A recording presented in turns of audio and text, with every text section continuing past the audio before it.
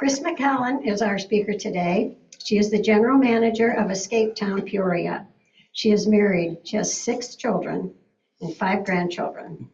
Over the course of her career, she has worked in many capacities, culminating in this position, which allows her to use her creativity and people skills to build a business that provides quality entertainment for the Peoria community and beyond. And she also brought her husband, whom I'm sure she will introduce. Let's welcome Kris.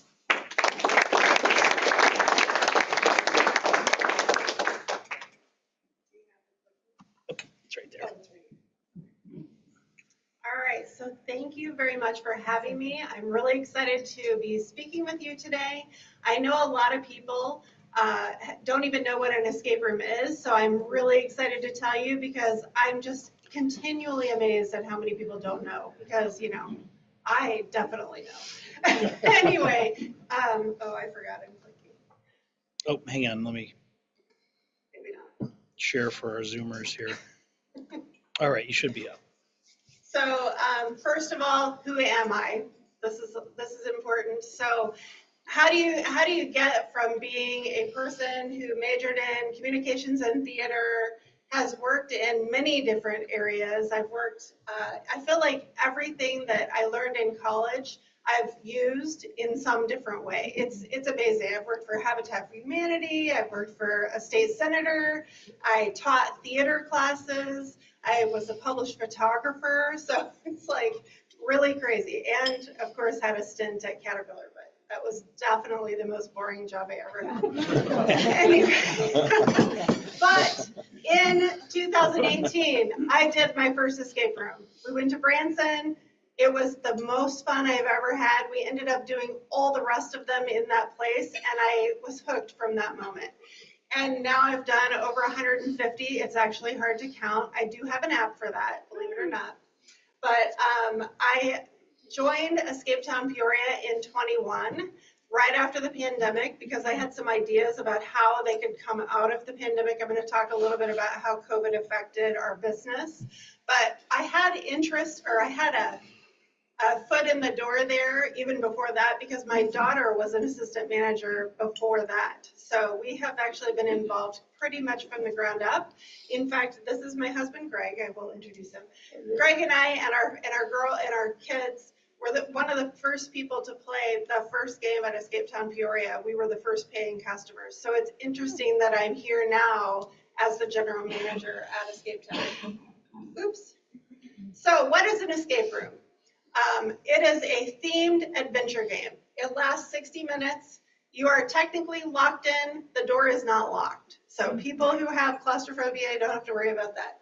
But you solve puzzles, so you basically have a theme, and you have some goal that is based around this room. And then you might have like a box that you open, and it has puzzle pieces in it. And you have to actually do a jigsaw puzzle, like a small jigsaw puzzle, and it has a clue on it, and that tells you, like, you answer that, and that leads you to the next thing. So it's a series of puzzles, ciphers, just different types. Sometimes there's physical challenges. I mean, not physical like you have to run a race, but like things that you have to like shoot a basket or something like that, that work your way through this. The themes vary greatly. Obviously, mystery, thriller, fantasy, horror. I mean, it runs the gamut. I'll show you a slide here in a second that shows you the different themes in the industry that people talk about, and you'll be amazed at the difference of the different types. So where did it begin? It began in video games. You know a little bit about that. So this guy in Japan was like, I really like video games, but wouldn't it be fun if we could make this video game into a thing that you actually do?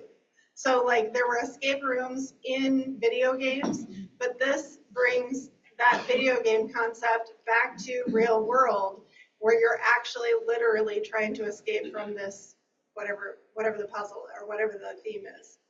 So it started in 2007, which seems like a whole long time ago.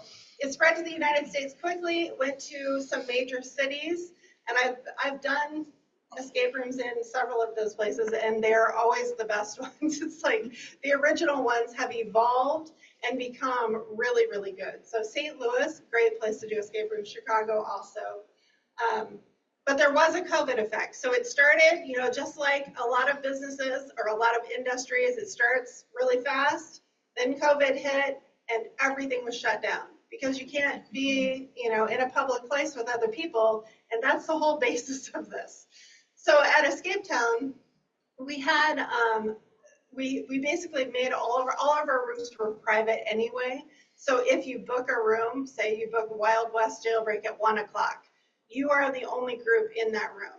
So we had a little bit of a buy there because you were with your group. You were not interacting with other people. So we opened up relatively quickly, but it took a little bit of time for public to go, oh, well, I guess that would be okay. As soon as we got out of that, a lot of escape rooms didn't. But as soon as Escapetown got out of that, we ramped up pretty quickly again, but it took a little bit of time. That being said, survivors get stronger. The ones that survived got a lot stronger. A lot of them died because they just couldn't overcome, the business going under, and they still had to pay rent, and a lot of people took out loans, and it was just a very difficult time. So maybe it's not working. Okay. Just go ahead and advance. I don't know why it's not working. So Escapetown Peoria was born. They did their so the Whittles are the owners of Escapetown Peoria. My husband and I actually contemplated buying it about a year ago, and now we're kind of like, I think I'll just manage it. That's a lot, but the Whittles went to their first room in 2016, so kind of like a couple years before I did. And they started Escapetown Peoria in 2018, similar date to when I played my first one, because that was one of our first ones. And they had 2 original rooms and now have 6 in Peoria. But we are getting ready to open our 7th, which I didn't add pictures of that. But if you want to see them after, I can give you a preview of what our newest game will look like because I'm in the process of doing that one. Next slide. I don't know if this is working enough. So this is a couple pictures. Just representing how the rooms look. They are thematic. So the one on the right is a Wild West room. The one on the left is, opposite way. I'm looking at it opposite. The one on the left is Wild West. The one on the right is Storm Grove Mansion. So it has a little bit of a serial killer theme. People don't jump out or anything. And you can go ahead and click to the next one and get ready for that. Okay. Go ahead and pull that up. I want to show you how we have progressed over the years, though, by showing you a video. And this would be the video for the Wild West room. Actually, are they going to see the video? I think so, if I can figure out how to bring this in. There you go. So this is the video for our very first room. And it's very quick. I just want to show you what the theme is and how it was presented at that time. Please hold. Or is this when you hold the microphone?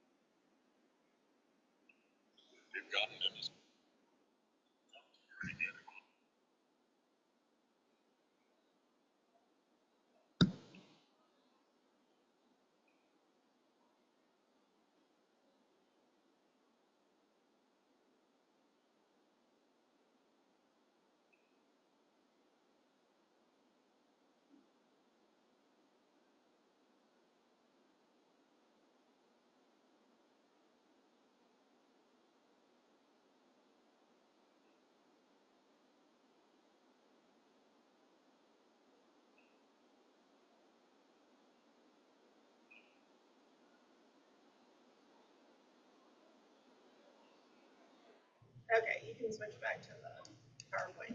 Okay. So you may see it's very.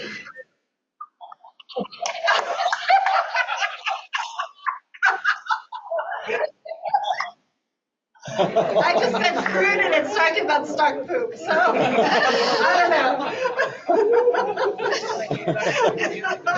That's pretty funny.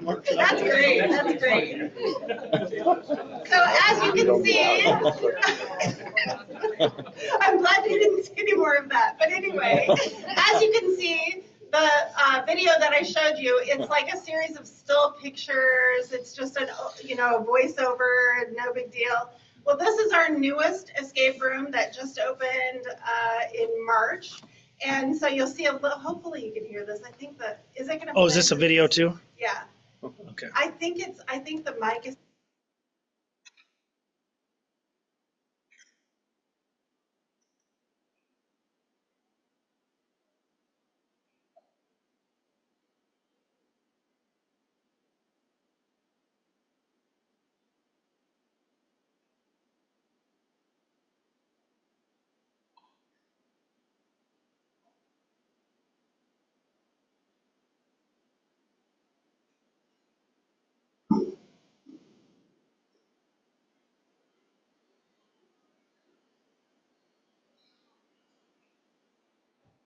So you can see there's a little bit of a difference in technology there. So we do have a professional videographer that helps us with those, but it's pretty cool to see the transfer of what we. Go to the next slide.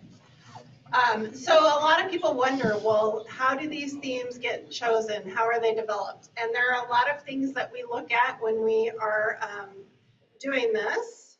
I'm going to try this again. So this is, you can't read the words, but I'm just showing you that these are topics, maybe you can read the words, but these are topics of what the industry says are the top themes. So they actually rate by popularity, like what are people buying? And that's one of the things that we use when we're deciding what kinds of themes to use. They're horror themes, they're comedy, they're prison, pirates. I mean, you can think of all the different things, different topics that people might be interested in. You've got them. Okay. So this is one of the thing. Another thing that we do is using cool props we find. So on the left side, you will see that that is a zoo theme, and we had those bars, those metal bars, and it was a zoo. It was a monkey cage. Okay. So then I was transferring that zoo theme into a prison theme. And the reason we chose prison is because obviously it becomes a prison. Those bars can still be left there. We can make it into a prison cell. So sometimes it's based on a cool prop we find. This is another cool prop we found, that alligator. It ended up being in a trash can. I don't know why. But that was something that we found at a trade show, and literally this other room was built, or that was one of the things that was built around. So that's an interesting thing. Sometimes it's from a room we played. The reason I've done 150 escape rooms is because I would not have ideas to build new escape rooms if we didn't have constant, like, what's out there, what are other people doing. We don't copy puzzles, but we definitely take inspiration from other people's work to transfer it into something that we want to do. Another thing is personal interest or knowledge. I told you my daughter was one of the managers, so she and her husband designed an escape room for Escapetown Peoria at one point, and they were in fraternity and sorority at Bradley. And so they decided to do Party House, and it was a fraternity-themed escape room. And so that was what they knew. That was what they were interested in. They had the DJ booth from Theta Xi at Bradley, and they, literally rebuilt this fraternity house in the escape room. Sometimes it has to do with the size and shape of the room. So obviously, with this prison one, I had to design it around the space that I had. But fortunately, we started with a prison cell, and then I was like, okay, well, what can the rest of the space be turned into? And I'm going to use prison as an example, just because that's the one I worked on most recently, other than the one I'm working on right now. Oh, first, so another thing that is really important that we're deciding is to how we implement technology. Some, like first generation escape rooms, it was all blocks and boxes. So you would open a box, there would be a puzzle inside. You would do that puzzle, you would go to the next thing, that would open the lock on the next box, that would have a puzzle in it, and it would lead you that way. Now we have things that you do that open items. You could scan things, you could put magnets on something and it opens something. So now things happen that aren't necessarily I'm turning the dials on a lock. We still have locks at our escape rooms, but it's not all centered on that. It's much more turning toward technology. And the reason I put in-house versus contracted, we do build all of our escape rooms ourselves, but sometimes we'll contract out a piece. And I will tell you, after my experience so far, I would rather build it myself. Every time we have contracted something, it ends up breaking and I have to rebuild it. I just had to rebuild a prop in prison yesterday just because it's like, why do these people not understand that there's thousands of hands touching these things every day? It's crazy. Oops. Okay, oops. So this is prison break progression pictures. The first one is when it was monkey business, when it was still the zoo theme. The middle one is when I basically tore everything out of it. I started painting the ceilings black. And you can see this is almost finished in the cell, in the prison cell. I tried not to there is actually one picture. The picture with the blue wall, we do have a painter who paints in our rooms. So we have in our candy shop room, we have a mural that's painted backwards and it's looking out of the candy shop. So it's like you're sitting in front of the window looking out on the street. And it's got the candy shop name backwards in the window. It's really cool. But she has painted some really cool things that makes it really unique as well. And then I have the hat because as I was researching this prison theme, I was doing it based on Illinois prisons. So I wanted Illinois Department of Correction keychains and hats and things like that. And I'll show you something that we painted based on one of those. That locker came from Just for Fun. They happened to have it. We bought it from them, and it became part of our prison cell. This is the logo that I found. We actually had her paint that on the wall because we want it to be realistic. We want you to feel like you're actually in a prison. So we try to make everything as realistic as possible. There is the locker in the cell, and then it basically opens up into a warden's office, and then you go into this hallway, and then there's one more room after that. But you can see that space very quickly became not a zoo, it became a prison.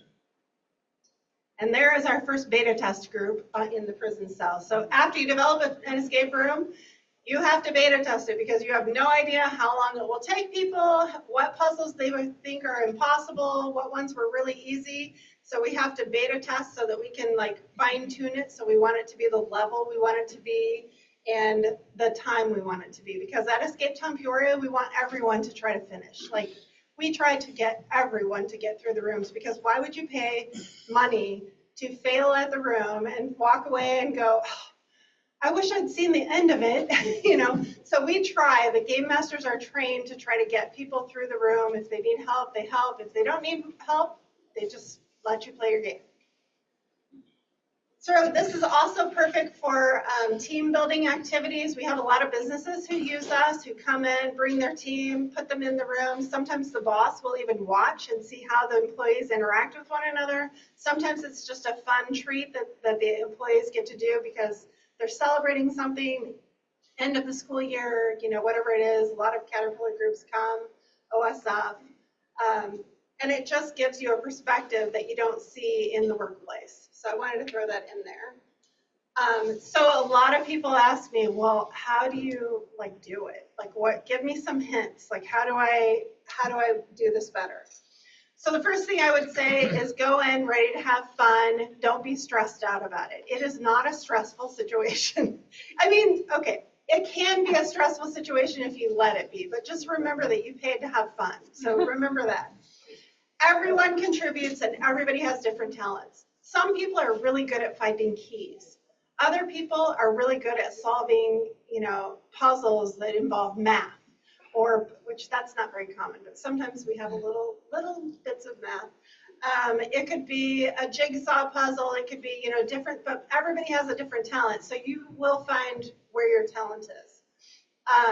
Split up into teams. Like if you have 6 people, have 3 people work on one thing while 3 work on another thing. Look for colors, shapes, numbers that match locks or puzzles in the room. That's one of the first things. Actually, the first hint I always say is look for a key, because often escape rooms start with a key. But also pay attention to colors, numbers, things that just look out of place. And, I said look for a key. And ask for hints. Like I said, we are there to help. The game masters are there to help. And so you should ask for help. If you need help, ask for help. No big deal. And if you think you're a pro, and how can you get better? How many people have done an escape room at all? So a lot of people have done them. How many people have done more than 5? A few people, okay? So as you do them, you do your first one, you go, oh, wow, okay. Now I know what it is now. You do your second one, you go in and you say, oh, I kind of know what I'm supposed to do now. As you do more, it becomes more and more fun because you start to understand what you're supposed to do. And it's so much more fun. But when we go in and do an escape room, when our group goes in, we talk strategies. We go, okay, so you're going to be the person who does this, and we're going to, take all the clues. Like one of the things we do is after we complete a puzzle, we make sure that everybody knows. We announce that is done. We don't use that anymore. So we are very careful about that. We communicate. Communication is big. Make sure you talk to one another and tell people, hey, I see a 4-number lock, or I see a 5-letter lock. And announce that to each other. Think outside the box. Be observant. You wouldn't believe the people that are just walking around. You wouldn't even think they're doing anything. And all of a sudden they see something and they go, well, what about that? And that's the answer to the question. It's like, it's very amazing. And then use former knowledge. So that's if you've done escape rooms before. One of the good things about escape rooms, it does not require former knowledge. So if something is like in our Wild West room, there's a Roman numeral puzzle. I hate to say it, but some younger people don't know Roman numerals. I hate that, but we have a clue sheet that tells them how to read Roman numerals. And that's not a clue that counts against them. That's just, you don't have to have former knowledge. So we have to keep a handle on that as, we can't write things in cursive anymore either. So, anyway, and still ask for hints. Asking for hints is not a bad thing. But the most important thing, have fun. So one thing that I didn't mention, we did expand to Bloomington last summer. So we actually have a location in Bloomington as well. And so we have 4, almost 5 rooms open over there. And we are all owned by the same people. And we kind of work together. Some of our rooms will transfer to the next, we'll have one that's retiring and they'll make it into a different room with some of the same elements for Bloomington. So does anybody have any questions? Yes. You may have answered the question on the slides, but if, do you eventually rotate all of them out, or do you have any of the original that are still there? Yes, so Wild West and Storm Grove Mansion are original games. And basically what determines if they rotate out is how well they're selling. If they're still selling, we don't rotate them out. And honestly, those are two really good games. They're very good games. But that being said, I would say Wild West might be the next one that rotates out, just because it's the original game. And we're going on 7 years. So we probably will rotate that one out, and it probably will end up in some form in Bloomington. Yes. What is? No, that's the one that's not working. I can What is repeat the it. size That of works, you the have to push average it room, so it's and green. how large a group can you accommodate? It's green. The size of the average room. So this varies. We do have, and the way I'm gonna answer this, I don't know what the square footage is. I should know what the square It's footage not as is. big as this room. No, I would say, we have some that are half the size of this room, but it's split into different rooms, I would say. But we also have, like, our newest room is small, but it will be a 6-person maximum. That room will be a 6-person maximum, and it will be, almost everything is on the walls, so it's not like there's lots of stuff on the floor getting in your way. So it just kind of depends on what the theme of the room is. Our newest theme, I didn't mention this, is Grandma's Game Room Back to the 80s. That's our newest theme, and it will be opening mid-September. We will also have, our candy shop will be transitioning to a Halloween theme. So, questions? Yes, so you send groups into a room. Is there a minimum, maximum, how many people go into a room? Is it charged by per person or per room? Yes. And then you say hints. Does that mean you walk up to the wall, pick up a phone and say, I need a hint? So we And can if- see. And the last question is, Yeah. like if you can't solve it, you push a panic button and you're done? And how long does it usually take to finish it? I got a lot of questions. Yeah, that's okay. Okay, so I didn't answer the question about sizes and how many people we can handle. So we do have 6, we'll have 7 rooms, and our game masters can run those all at the same time. So we've hosted groups up to 60-ish, and we just split them between them. With the new room, we would probably be able to go a little higher than that. Does that mean there's only 6 in a room, or can you do 2 in a room, or? You can, some of our games can be played with 2 in a room. Some of them have a minimum of 4, one has a minimum of 3. It just depends on the room.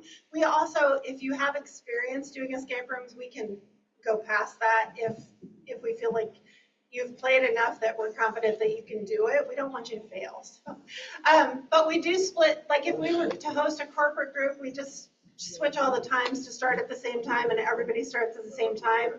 They're split into different rooms and they do them at the same time. What's the maximum room? Max in a room, the most we have, well, I mean, stated it's 9 or 10, depending on the room. Our biggest room is 9 or 10, but we have softball teams that are 12 come in and play them all in the same room all the time. They just know that it's going to be a little crowded. So we do accept bigger groups. It just depends on, what you're willing to. If you call the phone, we can talk you through the different rooms and what the sizes are and that kind of thing. The cost is $34 for adults, $32 for students. We do have group discounts for groups who are over 10 and 20. So, just call us and talk to us about that. But we also have a returning guest discount. So after you have played your first room, you get a 10% discount on all future rooms. So that's kind of a nice thing that a lot of businesses don't do. We try to treat our returning customers. Chris, can you Yes. tell us where you're located? We are located at the corner of Glen and Sheridan. It's Glen Plaza, and there's a Walgreens on that corner. It's in Glen Plaza behind, and we are in 2 buildings in that shopping center. So one has a big sign that says Escapetown Peoria. The other one is just around the corner. Takes 30 seconds to walk to. Very close. I can't believe, and nobody's asked this, but can you bring alcohol to it? No, you can't.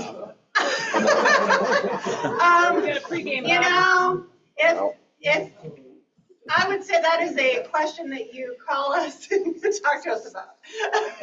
We don't knowingly allow alcohol in our rooms. Right. Any other? Thanks for being here. You're welcome. Are there difficulty levels of the different rooms, or are they all kind of the same difficulty level, just different? They are different difficulty levels. We do have our easiest room is Candy Shop. That being said, it's not easy. It is just our easiest room, but we did make it to be one that like parents or grandchildren or grandparents can bring their children who are maybe younger. We made the locks a little lower so that like kids can still be a part of it, because a lot of people want to come. It's multi-generational. And somebody had asked me, oh, well, I'm 81 years old. I said, we hosted 60 senior citizens on a bus. They came to us on a bus and we hosted 60 senior citizens on a bus and they did great. So don't think that you're too old to do this. Of the 150 escape rooms you've participated in, what's your success rate? I have not lost very many times. I would say a handful. Twice, so I'm on the average time. I would say it is less than 10. I would say less than 10 out of 150. But I do generally go with like groups. I like to win. And other escape rooms are not as kind about giving you extra hints, and some just is like, okay, somebody asked about the time. It takes 1 hour. Generally, they're all 1 hour. Sometimes there are some out there that are like 90 minutes. I did do one that was 4 hours. 4 games. So basically, they had individual parts of a city, and you could go and play the armory, or you could go and play the diner, or you could play the escape the city. And we did it as the city. So we did a 4-hour escape room. We finished in 2 hours and 40 minutes. Wow.